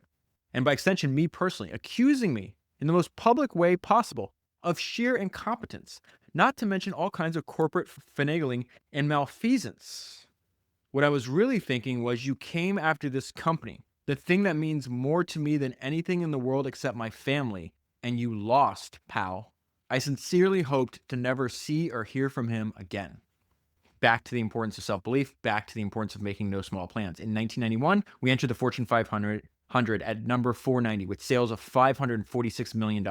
A very proud moment for me. We'd been in business for just 7 years. I was 26 years old. Could I have imagined such a thing as a kid perusing copies of Fortune magazine? Okay, I'll admit it that I could have. I always did dream big, but I didn't even think my ambitious younger self could foresee the threshold where we stood. Our sales for the year that ended 1992 hit $890 million. The fabled billion-dollar barrier seemed reachable and breachable. And then he mentions again something that I've seen over and over again. Founders need a supportive spouse or no spouse at all is the way I put this. His wife was supportive from day one. 1993 was our 9th anniversary as a company. Susan and I had been married for just 2.5 of those 9 years. She understood my laser focus on the company, my frequent distraction. If you want to win an Olympic gold, you have to be fanatical. It's interesting that he used the word fanatical. A few weeks ago when I did the Todd Graves Raising Cane's episode, Todd said, nothing ever happens unless someone pursues a vision fanatically. And then I think another important reason to pick up the book and read the whole thing is because he talks about like when you're scaling like this, essentially you're building a completely different company. It's not the same thing. And it's just, you have to constantly be going and redoing all of your systems, all the different people. And so he says, we breached the fabled billion-dollar barrier. We posted sales of not $1 billion, but $2 billion. The systems and tools required to run a billion-dollar company are very different from those needed to run a $100 million company. We were outgrowing everything, our abilities, our systems, our people, and our capital structure. Our rapid expansion had meant lots of new hiring in every department. In 5 years, they went from 650 people to 5,000. I was just beginning to realize that the people who got us from point A to point B might not be the same people who can get us from point B to point C. So I was thinking about this when I got to this part because everything's falling apart. Again, from the outside, you look wildly successful. You're in the Fortune 500, you're Entrepreneur of the Year. Inside, everything's breaking. My friend Brent Breshore has this permanent capital holding company, and he buys a ton of, he sees a lot of different businesses, and he's got a great quote on this. So for every one acquisition that Brent does, he looks at something like 15,000 companies. It's an insane number. And I text him about this. It's like, dude, don't you have this great quote about all companies being held together by duct tape or something? And he says, all businesses are loosely functioning disasters. Some just happen to make money. And so if you're reading this, I think back to the early days of Dell where he's got orders on clotheslines going through cubicles. Now, he's almost 10x his people in 5 years. Everything's breaking. And then listen to the story, just hilarious. So we hired a senior VP of human resources. We're going to call him Ted, right? And so one of his other vice presidents comes to Michael one day. And he goes, oh, dude, we got a big problem. You have to sit down for this one. And the guy goes, we have a problem with Ted. Ted has hired somebody on the second shift in IT. And Michael's like, okay, so what's the problem? He goes, well, we don't have a second shift in IT. And Michael goes, have you asked him about it? And he goes, it's a little more complicated than that. She's a stripper. It turned out that Ted, who was married and had kids, had given a no-show job to his girlfriend, the stripper. And the girlfriend decided she wanted more money. So she came to the company and said she needed a good chunk of change to go away. Needless to say, it was Ted who went away. And then there's just an excellent, excellent line in the book. It says, many people don't reach their greatest potential because they fear failure. In avoiding failure, they deprive themselves of a great teacher. And so in 1993, Dell pushes, he's like, hey, we got to get into servers. This is an existential threat to our company. It's going to remind me a lot of Ken Griffin's hardball strategy. It's discussed in that book, Hardball, as well. So he says in 1983, I gave a presentation on why we needed to go into the server business in a big way. And if we didn't, it could be real trouble. One of the most striking things about the server market was how profitable it was. Margins much, much higher than those on PCs. Compaq was offsetting the small profits it made from selling its PCs with the rich profits its server business brought in. We calculated that if Compaq was left alone in the server sector, they would have so much profit that they could use it to attack the PC market and put us out of business. Another thing that he got to really, really early and really, really fast is we're going to set up our own website and then sell over the internet. And again, I think one of the main themes when you study Michael Dell is like, it makes sense to me. If it makes sense to me, it doesn't matter that other people aren't doing it. He's very comfortable trusting his own judgment. So he says in 1994, there were just 2,700 websites in the world. And one of them was Dell.com. At the beginning, customers were unaccustomed to buying this way. They were leery about putting their credit card numbers out there. Our website began selling PCs and notebooks in June 1996. At the end of that year, online sales reached $1 million a day. By the end of 1996, it seemed as if the sky was the limit. So when I go to 97, there is a section I think that's really important because he's talking about, obviously he admired Steve Jobs. They tried to work on a few things together. They couldn't get it to work out. But there's something in this. Well, let me just read what Dell says first before I pull up this quote from Andy Grove. And Dell says, it's hard to imagine today. He's describing what was taking place in 97. It's hard to imagine today. But back then, 10 years before the iPhone, Apple really was an underdog. They were truly fighting for its life. It was rare to see any mention of the company that didn't begin with the phrase, like trouble plagued or close to bankruptcy. So there's an excellent quote. Again, highly recommend you buy both this book and this fantastic book that I'm holding in my hand right now called In the Company of Giants. It's interviews with two Stanford MBA students from in the late 90s, interview like 16 tech company founders. And Michael Dell's in the book, Steve Jobs is in the book, Bill Gates, Bill Hewlett, Andy Grove. It's just absolutely, absolutely excellent. And I want to pull out one thing that Andy Grove said, because at this time he was thought to be, the best, maybe the best tech CEO of all time. And he says, the important thing to realize is that a lot of major business decisions are not that obvious. In retrospect, they might be, but not when you're looking forward. Remember, he is being interviewed in 97. If you read the newspapers about Apple, what they're going through is very similar. Nothing is obvious about Apple other than the fact that they're in trouble. That's very obvious. But what to do about it is not obvious. If you lined up 3 or 4 of the people in your book and gave them a blank sheet of paper that said, if I were CEO of Apple, I would blank, each would have a different answer. This is, again, I think is so important to read from history, especially like period pieces where you can see what their opinion was at the time. Very interesting. All right, we kept winning. Later that same month in October 1997, sales of our servers, PCs, notebooks, and peripherals kept going ever upward. In 1998, with over $12 billion in sales, we surpassed IBM and Apple to become the second biggest PC company in the world. Only Compaq now stood above us, and we had them in our sights. Our sales climbed to $18 billion in 1999 and $25 billion in 2000. And then, of course, then you're going to have the dot-com bubble. January 3rd, 2000, our stock price was $50. On the last trading day of that year, it was $17. Our earnings fell short of Wall Street and internal expectations for 5 consecutive quarters. And in 2001, we had to do our first round of layoffs ever, letting go about 5,700 people in total. But they were very, very hard to kill and had to do with that business model. Yet the truth is the dot-com bust hit us less hard than it did other companies. To a great degree, our lean and fast business model and our relative independence from traditional sales channels insulated us from the troubles that befell our bigger, slower-moving competitors. Our revenues fell only by 2% in 2002, but our market share grew. And when I got to this section, I had a funny thought. I was like, oh, Charlie Munger would be proud of Michael Dell. In Poor Charlie's Almanac, Charlie's kids were interviewed, and they said that durability was a first-rate virtue in their father's eyes. And he has this great line about this. This comes from the book Damn Right, which was a biography of Charlie Munger. It says, Munger expressed this conviction clearly stating, it's a crime in America to build a weak bridge. How much nobler is it to build a weak company? In Munger's view, corporations should be designed with the same engineering principles as physical infrastructure, built with redundancies and backup systems to withstand extreme stresses. That's exactly what Michael Dell just described to you and I. He built a company that had redundancies and backup systems and a business model that was lean, that was able to withstand extreme stresses. So that was the first 16 or 17 years of the company. I want to talk a little bit about taking the company private and, again, accomplishing things that no one else had accomplished before Michael Dell. It's really fascinating. Before I get there, I always said that if you love what you do, your exit strategy should be death. Michael takes it to a different level. So he says, why didn't you just walk away? It was a question more than one person asked me after the battles of 2012 and 2013. Why not simply leave behind all the headaches of trying to buy back your own company? I could afford to walk off into the sunset or start another company, build a new legacy. A reporter asked me the question soon after we went private, and I gave her a simple answer. one that came straight from the heart. I didn't want another company. This was the one with my name on it. I will care about this company after I'm dead.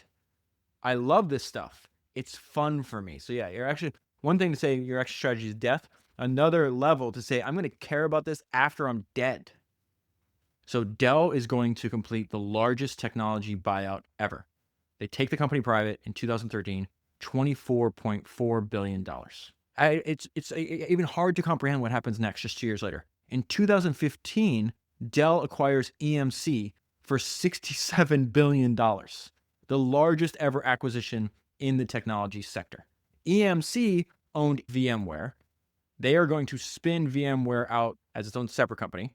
And in 2022, after the book is completed, Broadcom is going to buy VMware for $61 billion. And what I was told is that Dell took a bunch of, this wound up being like a bonanza for them because they took a bunch of the payment in stock. And since then, Broadcom's stock is up by like 3x. So that is where we're going. I just want to pull out, again, the book has a lot more detail. I just want to pull out a couple interesting ideas that I think are applicable to you and I, and just give a sense of what Dell was thinking.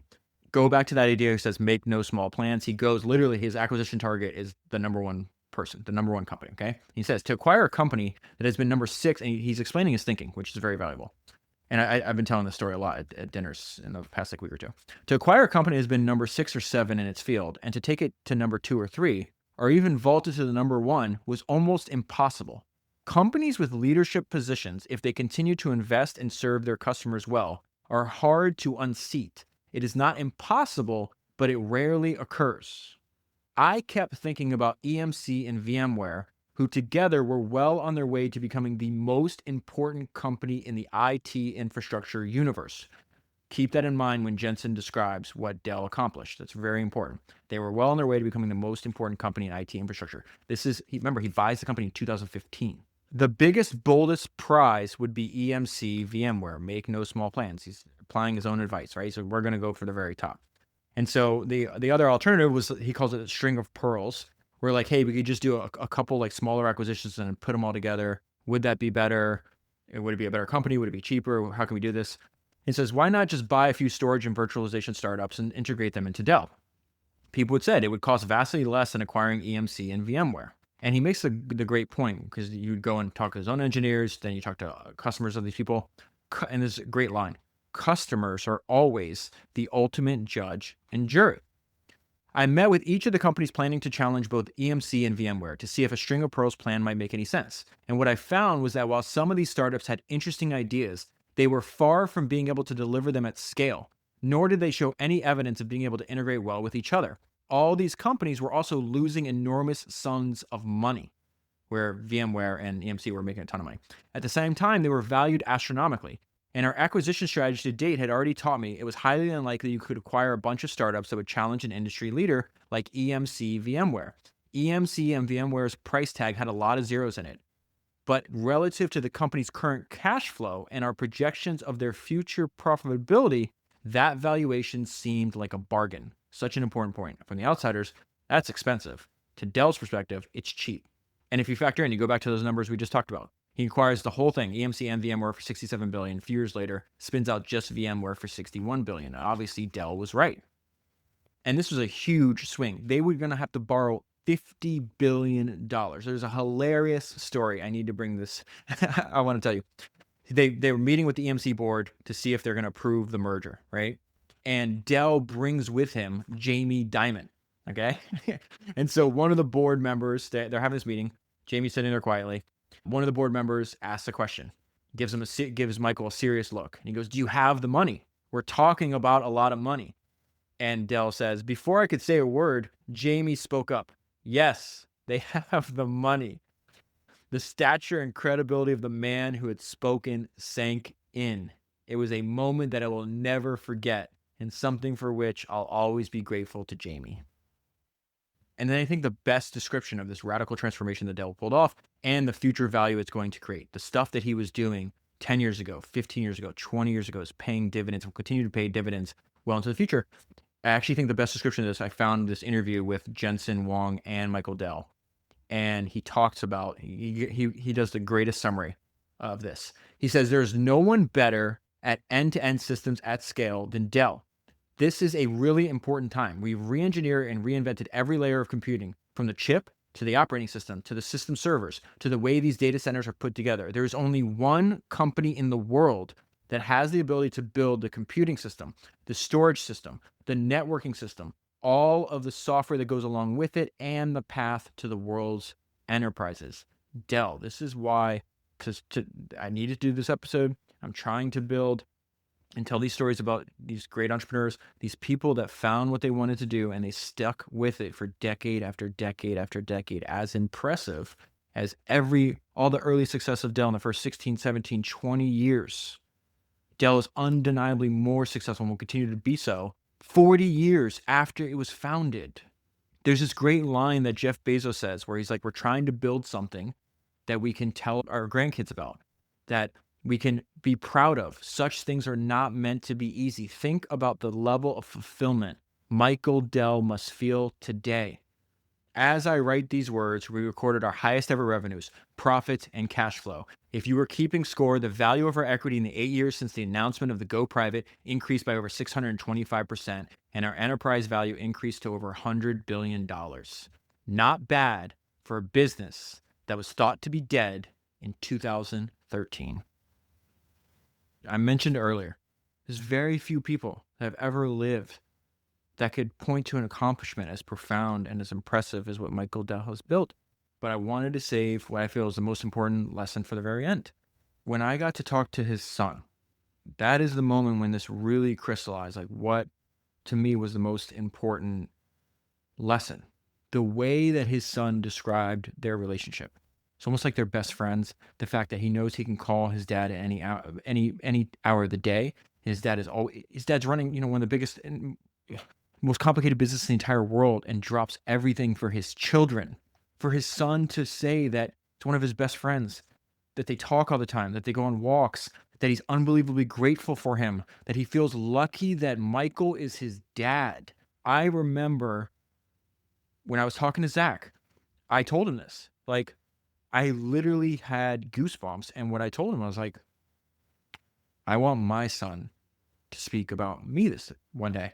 And I think the important thing is, like, if you start with that end in mind, and then like, okay, if I want that to happen, how do I work backwards from that? I think it's the most important lesson I took away from all of this, just how incredible you really can have it all.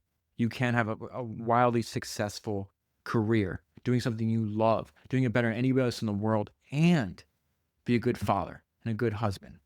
And so I want to end on this quote that I think is very, very important. It comes from the founder of Kinko's, this guy named Paul Orfalia. Okay, he's in his 70s. He was given an interview. He's a multi-billionaire. And he goes, you know what success is? Success is when your children want to be with you when they're adults. That's success. How many people have all that other bullshit, money, material success, and their kids don't come home for the holidays? Come on. The most cool thing I've ever been called in my life is dad. And that is where I'll leave it. For the full story, highly, highly, highly recommend reading the book. I've listened to the audiobook 3 times. I've read the hardcover, reread my highlights over and over again. If you buy the book using the link that's in the show notes, you'll be supporting the podcast at the same time. That is 385 books down, 1,000 to go, and I'll talk to you again soon.